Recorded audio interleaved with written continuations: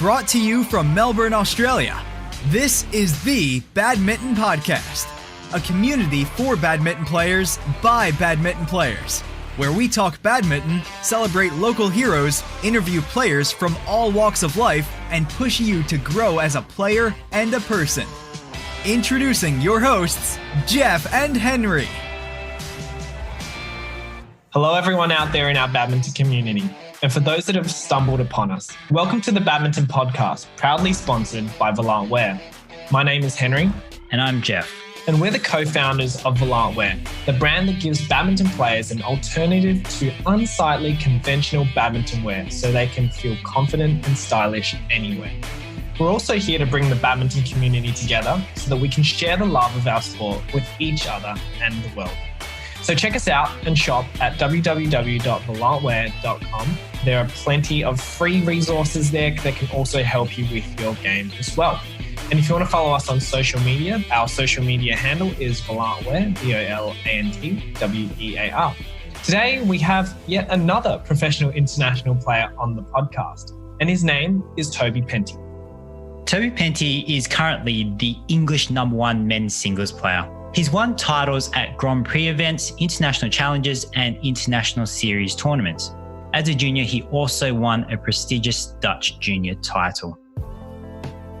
I think the big lesson I've learned talked a lot about how I felt before alopecia happened. And for a long time, I felt I was trying so hard to be that person that I put a label on that I used to be, instead of actually just thinking today and forward and thinking about the person I want to be or the person I can be, and not just looking back at what you think are your best moments in time, whether that be on a badminton court or in life in general when you're at your happiest, and not appreciating that they happened and that's great, but that you're striving for more, you're striving for more happy days, your more happy moments, and striving to keep being a better person and not try and compare yourself to what you think were your best times before, that you need to go out and set a new standard of what your new best can be.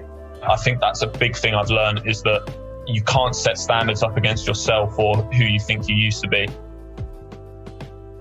He's currently ranked number 52 in the world in men's singles and has been as high as 43. According to his teammates, he's the clumsy one, and he always spends the most amount of time stretching and warming down after his sessions. He also wanted to mention that if he wasn't a badminton player, as a kid, he always dreamed of being the next Michael Owen, the famous soccer or football player, depending on where you come from. So, Toby, thanks a lot for being on the podcast. Thanks for having me, guys. It's good to chat with you. So just a quick question about your idol being Michael Owen when you were younger. Did that mean that you often changed teams that you supported because he went from like Liverpool to Real Madrid and then I think it was at Man United and Stoke? How did you go with that? You know what? It wasn't even about who he was playing for. It was probably more my first memory of football was probably World Cup '98, and he scored a pretty memorable goal against Argentina, and that's always stuck with me. So I wouldn't necessarily say it's the teams he's played for, it's just him. And that was really being my first memories of football. And for us English, like the World Cup is huge. Yeah, it's the country basically shuts down. So yeah, that was really why. And did you play much soccer or football when you were younger in addition to badminton? Football was my first sport when I was a youngster, and I did a little bit of athletics, tennis and stuff like that. And then badminton came alongside it. So I was kind of pushed by my parents a little bit as well to play multiple sports. As I got older, some of them eventually fell away, and badminton was the one I was left focusing most of my time on. And when you say that you're one of the clumsy ones at training, what do you mean by it? What's something clumsy that you often do? I mean, I know you've had Raj Usef on your podcast, and sometimes it's better to ask some of these people around, but it's hard to tell you one thing. It's just loads of little things like spilling things, falling over my own feet, just the little silly things that can, the light-hearted moments of the day, I guess you could say. Just a series of unfortunate events, I take it. Something like that, yeah. I would say that's fair. Yeah. And so when you started going through all these different sports, Toby, was there something particular about badminton that made you stay with badminton, or did you just sort of lose interest in the others? You know what? Badminton at first, it wasn't a sport I can be honest enough to say it wasn't a sport I necessarily enjoyed as much as others. I wasn't the biggest kid or the strongest, so something as simple as hitting a clear from one end of the court to the other didn't particularly come naturally to me. So I actually went away from the sport for about a year, didn't play, and then I started playing again because my dad helps run the local junior club where we were, and I picked it up a lot better after that. And it was just the competition of it really that I really enjoyed, and also the one-on-one factor of it at the time. You know, that individual competition was the thing that really drove me on from the younger days, especially, I would say. So would you say that you enjoyed having that independence on the court rather than relying on team members? Is that what you'd say about the one? Yeah, I think I was one of those who enjoyed, you know, if I won or lost, I could take all the glory. And if I lost, it was no one's fault but my own. Okay. Yeah. And I was okay with that. I think the frustrations of a sport like football sometimes is you're one of 11. And especially when you're younger, you know, you have that little bit of self-indulgence almost that you want it to be about you. Yeah. And yeah, I'm not scared to admit that was probably how it was when I was a youngster. It was my way of having my little bit of glory, I guess you could say. Yeah, I can definitely relate with that because I used to play soccer when I was a kid as well. And I would always get frustrated if the coach didn't put me as a forward because I wanted to be the one kicking the goals, right? I didn't want to be defending. Like I always wanted to be right forward. And I mean, I probably stopped playing football when I was like 13, 14. But as I got older and everyone got quicker, I started off playing up front. And then the longer it went, I think I ended up at like left back. Yeah. Didn't have the pace. So you just put a left back as the kind of classic position. As the wall. Basically something like that, yeah. Yeah. The consistent one. So with your history in playing a few different sports, if we hone in more directly with your badminton history and your badminton story, can you tell us about where it all started, how it started, and how you got to where you are right now? Yeah, so as I said, I started probably playing when I was about 9. As I said, my dad ran the local junior club I was at, and my brother played before I did. And yeah, it was a very gradual build-up, to be fair. I wasn't one of those who was a top junior, very young. I was in my county setup, and then about 12 years old, I moved to where I'm still based a lot of my training now in Wimbledon, the Wimbledon Rackets and Fitness Club, and started doing more sessions there, more individual coaching I was getting. And yeah, it was just a gradual thing. Started playing in some local kind of junior tournaments and then the national junior tournaments, and was gradually starting to do better and better. But it was only till I was about 15, 16 that I started to, I think people started to notice me. I started to beat some of the other English junior players. By the time I was 17, I was number 1 in England at the juniors for my age group. And then I got towards the top of Europe in the juniors. And then, yeah, it was then that big decision of, okay, do I take this full time, or do I really concentrate all my effort on this? Or, you know, I think it's that same old discussion that a lot of younger players have is, do they go more down a route of studying and putting the badminton a bit on the back burner, or do they fully commit to it? And it was quite clear for myself that I was going to fully commit to it quite early on. You know, when I was 16, I kind of dreamed that I wanted to be a full-time badminton player. And I had older players around me, Ben Beckman and a few others who were playing full-time at the time. And they were kind of inspiring me to join them. And then, yeah, moved on to the seniors and, you know, gradually been trying to make my way up. I spent a few years at Milton Keynes at the National Centre. I still train there a little bit as well. Was training alongside Raj Youssef, Carl Baxter when I first went there, Kieran Merrilees from Scotland. And yeah, it's been, you know, there's been a change of players as the longer I've been playing. But yeah, that's really the story so far. Yeah, that's really cool, Toby. It sounds like you've had a really steady rise to prominence, and it seems like you've won quite a number of events, as Jeff mentioned earlier.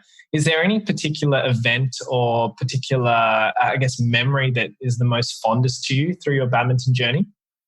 There's 2 moments that stick out. One was actually just playing. I remember when I was, I think 18 or 19, I got a wild card to the World Championships at Wembley Arena, which for me, living just outside London, is, you know, it was pretty special. My first World Championships, I was given that opportunity by the head coach at the time, Kenneth Jonasson. And I just remember the goosebumps of playing in front of that many people, playing in front of my friends and family. I even won my first round match there, and that was pretty special. And then, who did you play in that first round?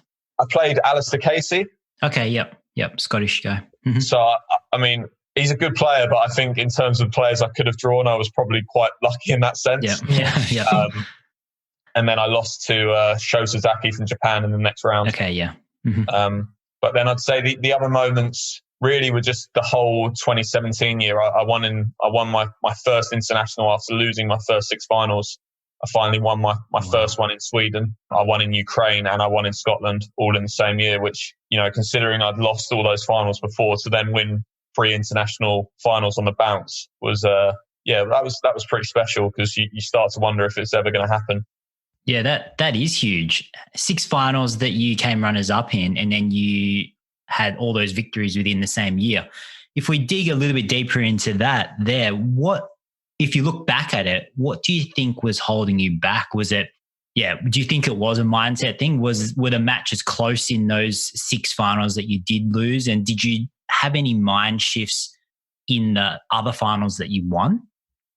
The first one was probably the first final was when I was, I think, 19 or 20. I mean, I lost that one very easily, actually, to Kieran Merrilees at the time, who was my training partner. And I think when you lose your first one, you kind of, I was able to shrug it off and just think, okay, this will happen. I'll get over the finish line eventually. And obviously each one comes round and you just start to put a little bit more pressure on yourself. And I started to think too much about the situation of it being a final instead of just playing. And I think ultimately that was the difference when I started to win these tournaments, was I started to just look at the game and not focus too much on it being a final, not having won, needing to win. I think a lot of badminton players be similar to me in that as soon as you start looking at the winning post too much or needing to win, that's when you don't play your best. Absolutely. We actually recorded a podcast just recently that we released that was about that, about a bit of mindset stuff on the court and being process-driven versus result-driven. And when you get that result-driven mindset in when you're playing, then you just don't play yourself, do you? You don't play your game and you start playing not to lose rather than to playing to win. No, and it's not enjoyable either at times. You kind of forget why you're playing. I would say most of us who play badminton play because we enjoy it and we love the sport. And as soon as we lose that, it becomes hard to focus on the things that matter. So yeah, that was the big difference really. I think it's the reason why it always comes up, because it is one of the hardest things to do, and think point by point, thinking about that game, what you need to do, instead of, thinking about what winning this game could lead to, or any other sort of things that aren't really important at the time. Yeah, absolutely. And especially once you start a bit of a losing streak as well, I'm sure you start beating yourself up a little bit and sort of question why you're not playing as well as you can be, and you can't really focus on the actual points that you're playing at hand. You're just worried about the result again. Yeah, I think so. And as we all grow up as people, we delve into our thoughts a lot more. You look back at when you're a junior playing and stuff, and you barely have these things. It's like a bit of a whirlwind. You're not really thinking about anything. You're just playing, and the excitement's taking you through and stuff like that. But it's only as you get older, I think, and the things that come with winning and stuff like that, that your mindset can easily switch off what's important. So yeah, it's always having that fearlessness to not think about any of that other stuff. Yeah, and look, as many of us all know, Raj Joseph, who was the number 1 men's singles player in England for I think about a decade. So he's finished up there, and then now you've kind of stepped into his shoes as the number 1 men's singles player. How has that been for you? Have you noticed any rise in pressure? Have you put more expectations on yourself? Have others put more expectations on you? How's it all going? I think since Raj retired back at the World Championships in August, I think it's been going okay. I actually think the period after that is when I haven't necessarily played my best badminton than maybe the 4 or 5 months before. It's definitely been an adjustment period. And I would say, like you said there, have I been putting more pressure on myself? I probably have. Raj now is one of those, he's kind of set a standard to try and, live up to. And for me, it's taken time to realise that I can only set my own standards and live up to my own expectations. And I can't worry about anyone else's, but I definitely think at times I have worried about what other people have thought of me being as number 1. I can say that. And it is different. But yeah, I definitely think the longer time goes, the more used to it I'm getting. And hopefully it will be more of as a positive and not so much a negative. Yeah, great. And seeing that, now that Raj has moved on and having a chat to other athletes, they often use other players or other previously successful athletes as sort of goalposts or role models to look up to. Now that Raj has moved on, is he someone that you still view as a role model, that's someone you want to look up to, or have you sort of set another goal, another target, or a person to look up to while you are England's number one men's singles player?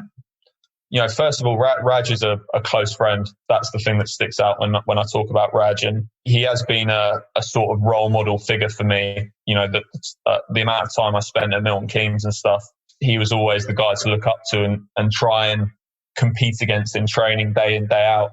Although I don't have that on a day-to-day based training with him, I still think I can get a lot out of him, a lot out of the experience he's had.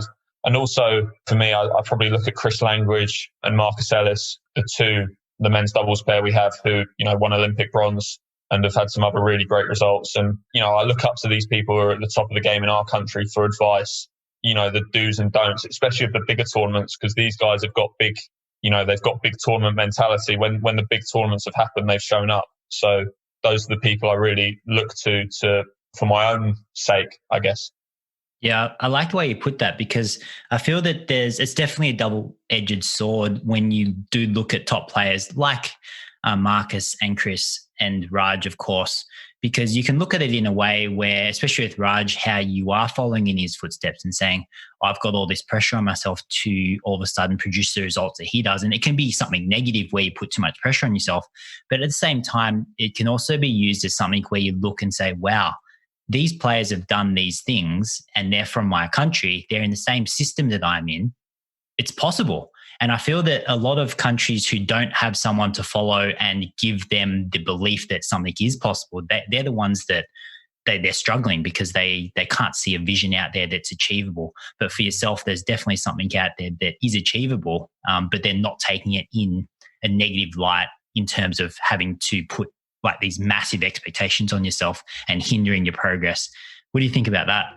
Yeah, I think you're right. I think when you look at other countries who aren't necessarily traditional badminton countries, they haven't had a player who has maybe broken through to the highest level of the games, of badminton, or hasn't maybe got a medal at an Olympic Games or something. So maybe apart from Denmark, maybe Germany as well, some of these other, they're waiting for that person to break through who can show the rest of the players the way. I think in France, Brice is a good example of, he's showing the way for these younger players in France, and they've got a lot of very good younger singles players now. And he's kind of shown the way that actually it is possible for players from France to come through and do it. And it's definitely a good thing, especially when I talk about Marcus and Chris. Is more, I don't play doubles, but it's a mentality thing. Chris has been around for so long, and you won't mind me saying that he's the wily old veteran now. He's always giving me advice, and he's always telling me I can do it. He sees enough of me and I can do it. And when you've got someone who's been at that level and really believes in you and tells you that you can do it, it's a massive positive. Even if it doesn't happen straight away or you lose another match, they don't lose the faith in you, and that's a big thing.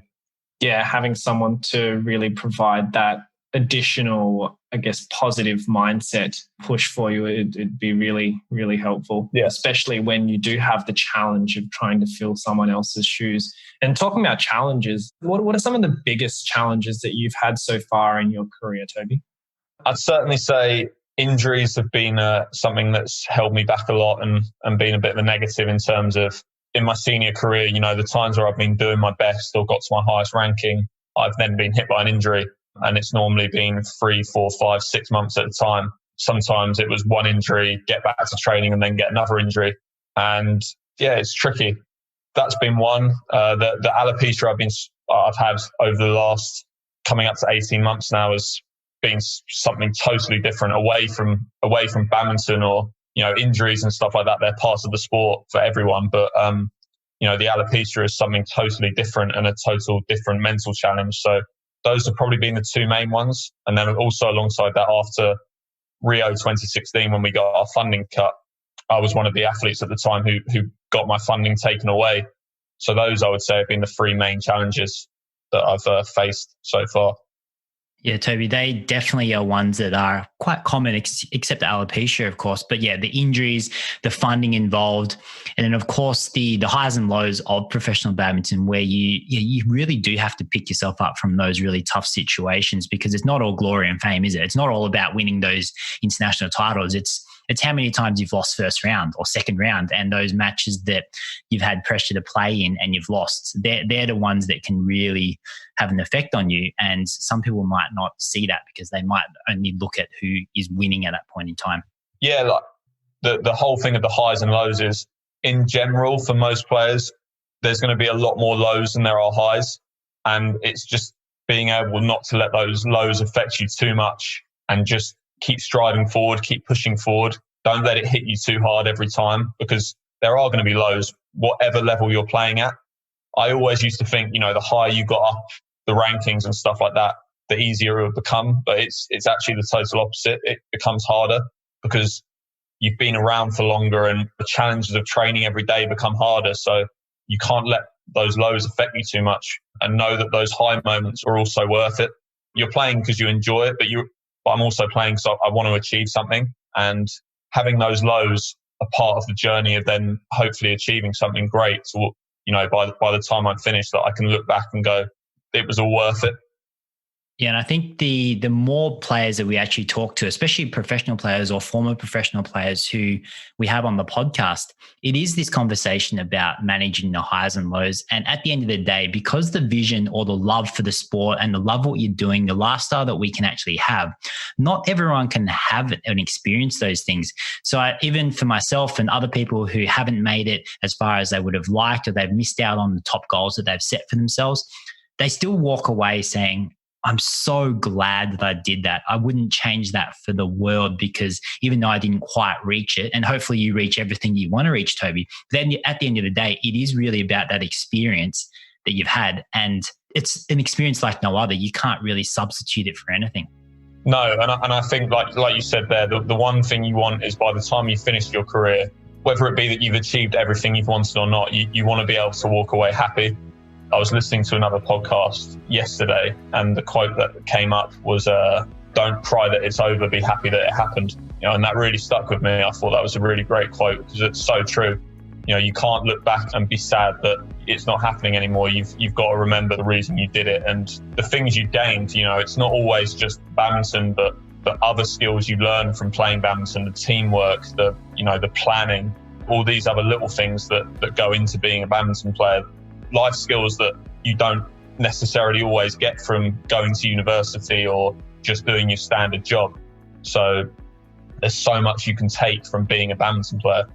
Yeah, I really like that, Toby, and I agree entirely, because we always talk about, especially on the podcast, is that badminton brings so many people together. It gives so much value to all the people that get involved in it, whether that be the social networks you build, the soft skills you get, and the teamwork that you get as well from that. Now, I guess moving away from badminton a little bit as well, Toby, you talked about one of the challenges for you being having alopecia. Was it for last 18 months? Is that correct? Yeah, so it started back in November 2018, and I still vividly remember being at home. I was just about to fly out to play in Hong Kong, and my mum mentioned, she looked at the back of my head and she could just see this small circular lump of hair missing. And she kind of, as a mum saying to her son, was just going, I think you might have a bit of alopecia there, and didn't even think about it at the time. But over time, it became gradually more and more, became worse and worse. And it started to become evident just how much I was losing my hair. And that was quite a scary time. I didn't really know how to deal with it. And I was still trying to play, and I was struggling a little bit of anxiety issues just before that, and also with injuries to my back. And it all was kind of coming at the same moment. And yeah, it was a big challenge when it first happened. And it's been a long process. It's probably only just taken me now to start to short-term wise come to terms with it, because it was something I never thought was going to happen. Yeah, there's no predisposition to it as well, is there? No, I mean, it's one of those things that the common thing people say is, are you stressed? That's when people talk about your hair falling out, you must be stressed. But having looked into it, it's an autoimmune disease where you have no control over it. Your own cells are attacking your body thinking there's something wrong when there isn't. And there's nothing I can do about that. It's totally out of my control. And that was probably the hardest thing. The more normal issues around being a sportsman, like I said, the money side of it, the funding, the injuries, you can control that. You can rehab, you can make other adjustments to be able to keep playing. But something like this, I had no control over it. And that was, in the end, one of the hardest things looking back on it, was the unknowing and not being able to do anything about it at the time. Yeah, and that's especially hard just for the listeners out there who might not basically be able to feel or understand where you're coming from, is that Toby being, first of all, a men's singles player, which I always say is one of the hardest events, probably the hardest event out there, but being someone who had trained so hard and achieved so much, people like us, that we love control, right? We're control freaks. We want to control how much we train. We want to control how much we stretch. We want to control what we eat.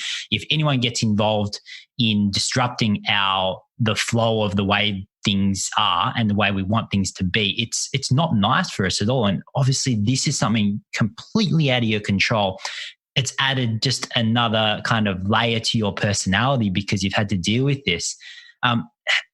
I don't know how to ask, but basically, what was your process? Like, what did you go through? If you don't mind me asking, was it kind of at the start, was it about, were you feeling like a victim? Were you feeling really in that way, or were you a bit more angry? What were the emotions? What was the journey you had to go through to get to where you are today, where I saw recently that you were able to post something on Instagram saying, look, I've been dealing with this. And it really does feel like you're coming to terms with it. How did you get to where you are? Yeah, so like you said, the first thing is, you're absolutely right. We athletes in general, I think, we love routine, structure. I think that's the same for most athletes. Maybe not for everyone, but I think for lots. So this definitely threw that off a little bit. How would I say I dealt with it is, at the start, it was because it was such a gradual thing, it was hard to process it because I couldn't plan what was going to happen with it. In the start of 2019, I was noticing I'd finish training sessions and I'd go for a shower and I'd start a towel through my hair and stuff to dry my hair, and it was falling out. The only way I can describe it is sometimes if you were to rub a dog and you just get loads of hair on your hand. It was literally like that, which was quite a scary experience. And it got a lot worse, and I was trying to cover it up as much as possible, not make it an issue. But in my head, it was becoming more noticeable to others, even when it maybe wasn't at the start. The little circles were appearing more and more, and I was getting more and more self-conscious about it. And especially when I was playing or, just out and about. And, the last thing you want to be when you're playing is being self-conscious about how you look or how people are looking at you. And that was probably my own mindset. I don't think anyone was thinking that, but that's just your mind playing tricks on you. And I think it was in April, I decided, right, I've just got to shave it off. And, I remember walking to the hairdressers just down the road, and he asked me what did I want to do with my hair, and I always remember saying to him, mate, let's be honest here, we've got to cut it off. And he was like, yeah, you're doing the right thing. And I said that's probably the most nervous or scared I've been, more nervous than I've been before any badminton match I've played, and I've played some of the best players in the world, and more nervous than any of those times was going in and thinking, right, this is it. The hair's potentially won't grow back, and I've got to deal with that. So yeah, that was the first stage of it, really. Do you think that was, I guess, a key moment for you in sort of combating the emotions and then the frustration that you probably had at the time about the disease? It was short term. It was the best. I should have done it earlier. Looking back on it, I should have just taken that plunge instead of trying to, the hair gets shorter, try and make it more of a comb over sort of look and things like this. Yeah. It really wasn't worth it. So, short term wise, that definitely was a better thing for me. I mean, when I first asked for it to be cut off, I didn't ask for it fully off because I wanted just to see how bad it was. And that was also a bit of a mistake because it was really bad when I took it all off. There was so many gaps and stuff like that. So about a week after that, I shaved it fully off, and I was at training and I just got one of my mates to get basically a beard trimmer, and I went out the emergency exit door, sat outside, got a chair, sat down and just told him to take it all off. Oh, really? So yeah, it was definitely liberating in the short term doing that. And I'm glad I didn't let it go on longer than I did in that sense, because it would have had a much bigger effect at the time. Yeah. And I guess the internal battles that you're having with yourself to come to terms with it and take that big step in saying, okay, I'm accepting what's happening. I'm going to have it all off. How did it go in terms of having to tell and explain to people who didn't previously know about it? Was that another thing that was very tiring and draining, that you always had to explain it and people would always ask the same questions to you? Was that something that happened? Yeah, and it's funny you say that, because I think it's the same with injuries as well. People stop asking how you are and they ask how your injury is. Yeah. And it does become frustrating that you start just saying, you almost have the same line to say every time. But coming back to the alopecia, it was a case of explaining to people that this just happens and there's no reason why it happened. 90% of the questions I was getting at the time was, oh, were you not feeling good? Were you stressed? And yeah. I was having some difficult moments, but I got over those mentally. And I don't think it was that, So that was the hardest bit to try to explain to people, that this wasn't anyone's fault. This wasn't something I'd done. This was just something that was clearly going to happen, and not to worry, and that there wasn't anything else going on. And that was the hardest bit to try and get across to people at the time. Yeah, and I'm sure you do have quite a number of kind-hearted friends, and a lot of people would like to problem solve for you when you do have your own issues and you bring them up in conversation. They almost try to figure out what your problems are for you, unfortunately. And that, I suppose, you already knew the answer to that. And I'm sure that could have been quite repetitive and certainly frustrating. And Toby, I guess what I'd like to know is that before you made the decision to remove the hair at that one point, did you have to sort of become someone else, or who did you have to become, or what did you have to overcome to get to the point where you were comfortable going, okay, I'm getting rid of all the hair on my head that I have left? I just knew at the time I couldn't keep going the way things were, how I was feeling. It was making me quite angry a lot of the time. That was probably the one notable thing, was how much frustration and anger I had about it. And the easiest way for me as an athlete to explain that is, I was still playing some tournaments at the time. And I remember my overriding emotion in pretty much all those tournaments was just anger.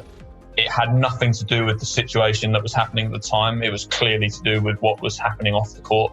And it was through that I realised, right, I need to change this. This isn't the person I am. This isn't the person I want to be, in terms of being so angry at myself, at the situation. I don't want that to be me in the long term. I want to still be the person I was before, where I'd have more of a smile on my face. There'd be a lot more banter back and forth with the people I'm close with and stuff like that, instead of wanting to shut myself off. That was the thing. That's been the main thing I've been trying to avoid, is that feeling of anger, feeling like, why has this happened to me? And do you feel that you've kind of returned a little bit more now to that positive, if I want to say the positive previous Toby before this incident started? Would you say that you're back there, or do you feel that you're kind of back there, but you've got another layer of kind of, I don't know, maybe resilience, or just a deeper layer of Toby, of who you are because of it? Yeah. So after the hair went on my head, it was then a case of, I thought that was going to be the end of it, but then it was, the eyebrows started to fall out, the eyelashes started to go, any facial hair, and pretty much every hair on my body went after that. Started with the head and then, quite aggressively worked its way down. So, after I shaved my head, I was actually in a really good place. I got myself into a good place. And then it was once after this sort of, I would say, transformation happened, where all this hair did fall out, that was the hardest bit. Sort of the back end of last year, August through to Christmas, was a really tough period. I just felt really down. There was a lack of self-confidence and self-belief.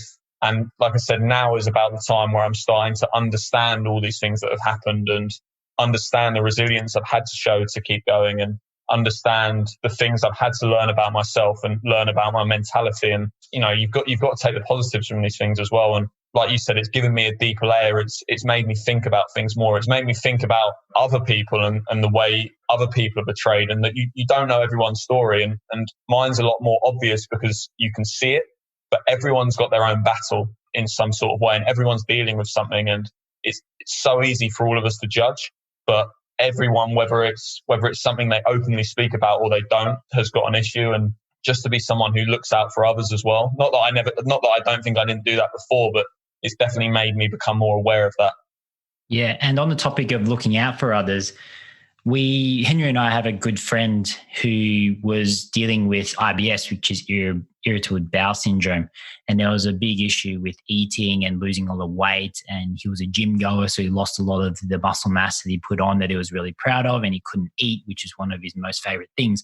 And he fell into something that was similar to, I think, what you are identifying with at the moment. And he found that there were actually a lot of people who suffer from IBS.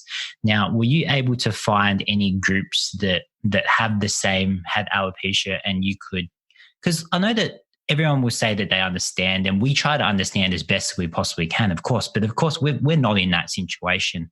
So did you find it useful to seek people out who have alopecia and see how they're going, see what they did to overcome it at all? I'll be honest and say when it was all happening, I wanted to be as far away from thinking about it, or the sort of alopecia became almost like a swear word to me. I didn't want to hear it at any time, and I tried to avoid that as much as possible. And, looking at it now, I wish I hadn't. I've just actually did a kind of media piece with a track cyclist back here in England called Joanna Rousel, and she's had alopecia since she was 12. And speaking to her and her experiences of it, and how she dealt with it and how she dealt with it in sport. She won Olympic gold at London and Rio. Wow. So how she's had to deal with the fame that comes with that as well, and people asking her about it, and just some very small pointers that can go a long way. And maybe in hindsight, I wish I hadn't have kind of pushed myself away from seeking out other people, but it was really great to get her insight and talk to her about her experiences with it.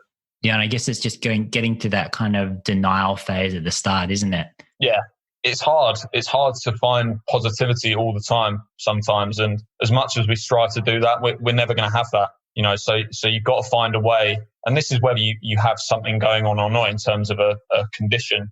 It's okay that you're not going to feel positive all the time. We're all going to have down moments, down days. And, it's great that we're starting to get to a level where everyone can talk about their mental well-being, mental health, and things like your podcasts in general and interviews. Mental health is something that is talked about a lot more openly now. And I hope going forward that gives the confidence to people, whether that be to close family and friends, or whether that be to over social media in a more open stance, that they can talk about their issues and not be afraid about it, and hopefully it can bring them some good and not just all the negatives that come with the problems we're dealing with. Yeah, that's a really great point, Toby. And certainly I've been touched by mental health in my own way, having lost one of my close friends to suicide, unfortunately. So mental health is something that's very important to me and to Jeff as well. So it is great to see that more and more people are opening up about it, and that, there is no, I guess, sometimes people assume that happiness is a fixed state to once reached, but it is something that comes and goes. You kind of need to know what the alternative is, what the disappointments are, to be able to appreciate those highs that you can get as well. Now, Toby, having gone through this transformation, this journey sort of away from badminton, do you think there's anything that you've learned from it that you can bring back to badminton, or that you already have that has made you a better badminton player? Yeah, I think the big lesson I've learned is talked a lot about how I felt before alopecia happened and stuff like that. And for a long time, I felt like I was trying so hard to be that person that I put a label on that I used to be, instead of actually just thinking today and forward and thinking about the person I want to be or the person I can be, and not just looking back at what you think are your best moments in time, whether that be on a badminton court or in life in general, when you're at your happiest, and not appreciating that they happened and that's great, but that you're striving for more. You're striving for more happy days, your more happy moments, and striving to keep being a better person, and not try and compare yourself to what you think were your best times before. That you need to go out and set a new standard of what your new best can be. I think that's a big thing I've learned, is that you can't set standards up against yourself or who I used to think I used to be. I guess. Yeah, I think that's such a great and deep key point that you can take from this learning experience. And perhaps you may not have had this realization or this understanding should alopecia not have become part of your life. No, I think it's made me have to internally look at myself a lot more and understand my feelings a lot better and stuff like that. I would say it's made me have to really look at myself as Toby the person and not just Toby the badminton player. And awesome. And I think that's a thing for athletes, is you can be just, whether it's Henry the badminton player, Jeff the badminton player, we get labeled with what we are, and actually you start to look at, okay, me as a person, instead of the labels that you maybe put on yourself or others put on you. Yeah, I actually love that. That's such an awesome way to put it. I have thought about it that way. I didn't think about it in that way at this point in time during this podcast, but I think the way you put it there is absolutely perfect. And I think you can relate that to anything, not just about being a badminton player, but being the professional or whatever you work as. You're remembering that there's a person behind there, and just because you're labeled as something doesn't mean that you don't have the room to grow within yourself and that you can change who you are and what you want to be. You don't have to be that person. I think that's huge. That's awesome. It's one of those things. It takes time to learn that.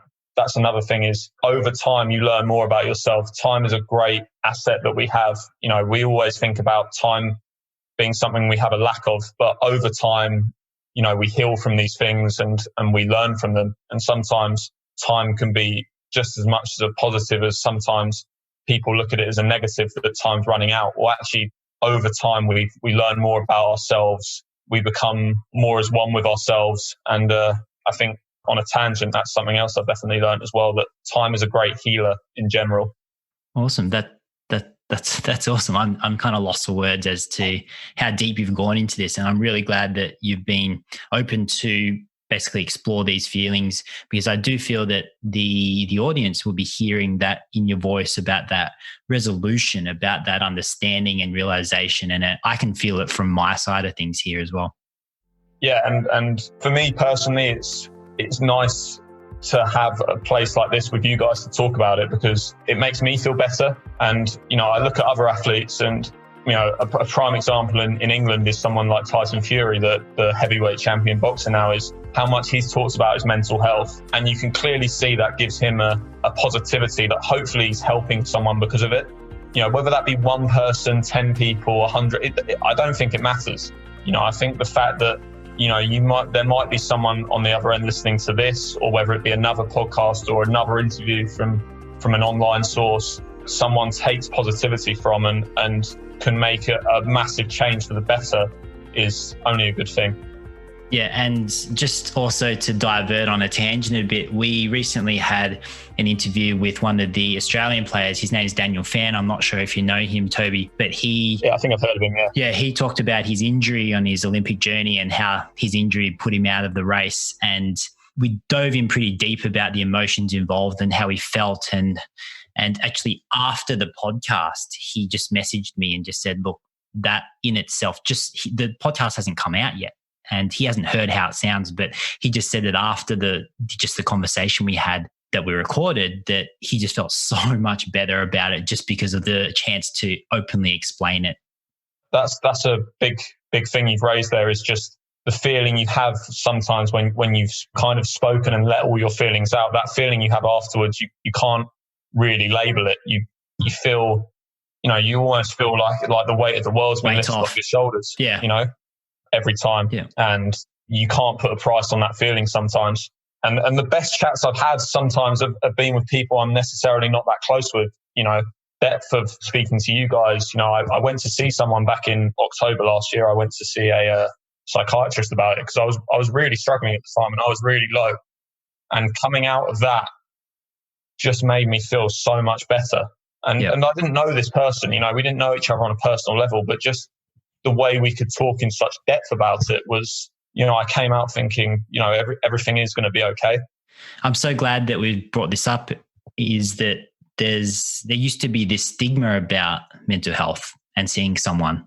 And now it's just become so much more put into the light, and it works. It really does help. Yeah. Yeah, and long may it continue, really. I mean, I feel at the time we're going through now with coronavirus and stuff, especially over here in England, there's been a lot said about, there's a lot of people by themselves having to kind of self-isolate and stuff like that. And it's for people who aren't used to being in their own company all the time, it's hard. And, hearing other people and the ways they're dealing with it and stuff like that is, hopefully going to help these people, because that, it's really tough right now. And a challenge like this at the moment is challenging people more mentally.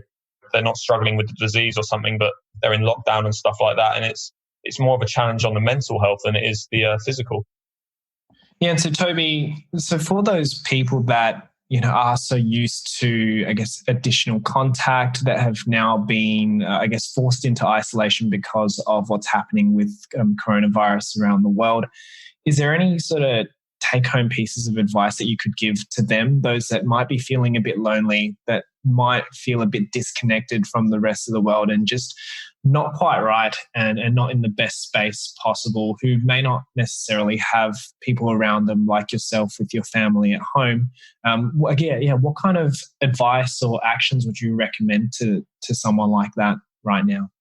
Two things I say. One is making sure you don't disconnect from the people who are regularly in your life as much as possible. I can say from my experience at the moment is when I'm on Skype or whatever the platform is, or Zoom with friends who I'm used to seeing, that half an hour of how things are normally in day-to-day life would really help me. So yeah, the same for other people. If you can find that familiarity that you used to have with people that you're used to connecting with, then definitely aim to do that. And also whether it be in your house or your flat, or you can get a little bit of time outside, just that little bit of exercise every day, just to really, you will feel better for it afterwards. It's not always the easiest thing to do when you're by yourself, but afterwards you will feel a sense of, whether that be accomplishment or just feeling a little bit better. So yeah, those are the two bits of advice I'd give.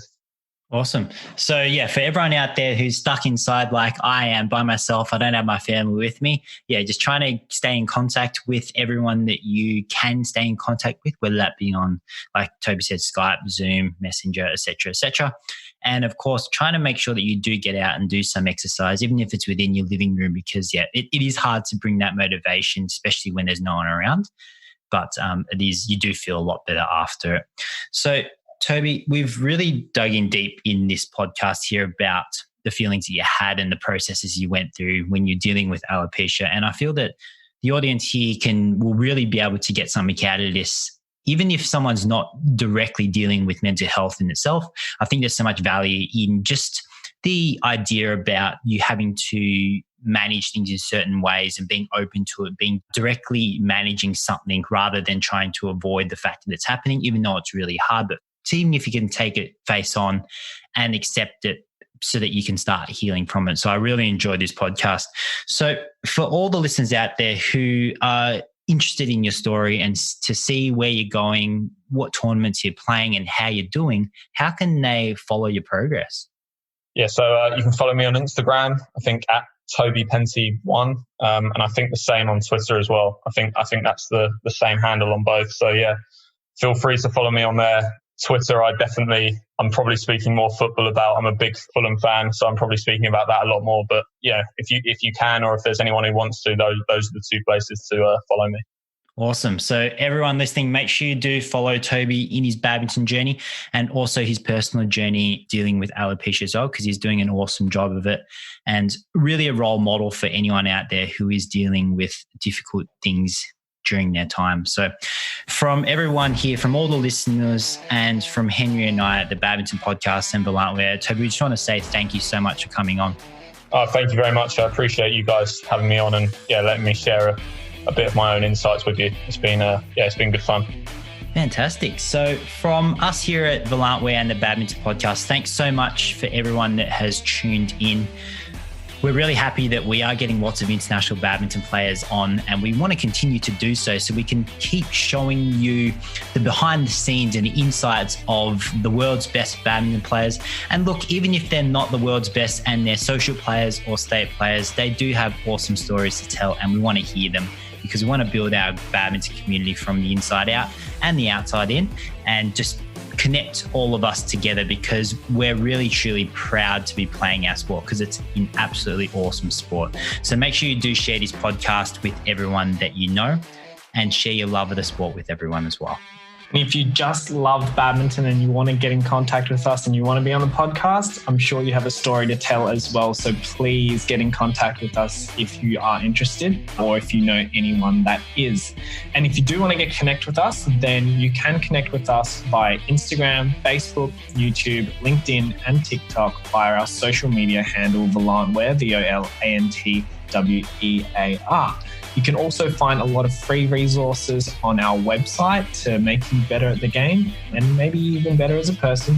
Or you can join our journey anywhere on the website as well. And the website is www.volantwear.com. So we'll see you on the next episode, guys. Thanks again, Toby. Thanks, Toby. Thank you very much. Cheers, guys. Bye. Cheers. Thanks.